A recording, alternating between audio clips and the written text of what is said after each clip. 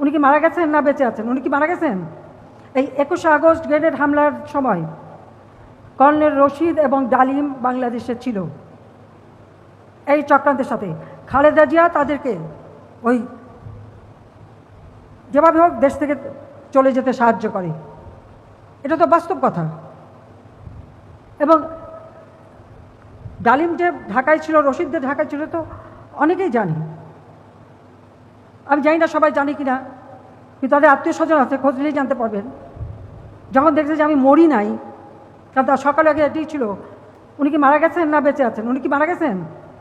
তারা ভেবেছে প্রথম অপারেশন সাকসেসফুল, আমি রক্তাক্ত অবস্থায়, আমি তো আর নাই।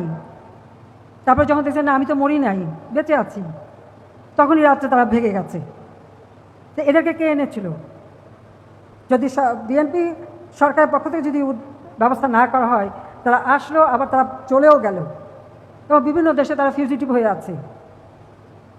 তো সেগুলিকে কেউ গুম হওয়া বলবে? তা তো বলবে না। আঘাত আসবে আরও, আমি জানি। আমার তো প্রতি পদে পদে একটা জিনিস আপনাদের আমি মনে করিয়ে দিই, আপনার খালেদা জিয়ার বক্তৃতাগুলি একটু অনুসরণ করবেন।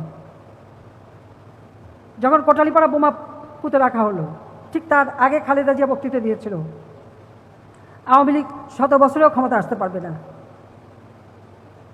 21শে আগস্ট গ্রেনেড হামলার আগে খালেদা জিয়ার বক্তৃতা, শেখ হাসিনা প্রধানমন্ত্রী তো দূরের কথা, বিরোধী দলের নেতাও কোনোদিন হতে পারবে না।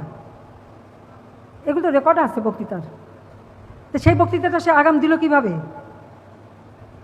যে বিরোধী দলের নেতাও হতে পারবো না, তার মানে আমাকে হত্যা করবে, এই পরিকল্পনা তারা নিয়ে ফেলেছে।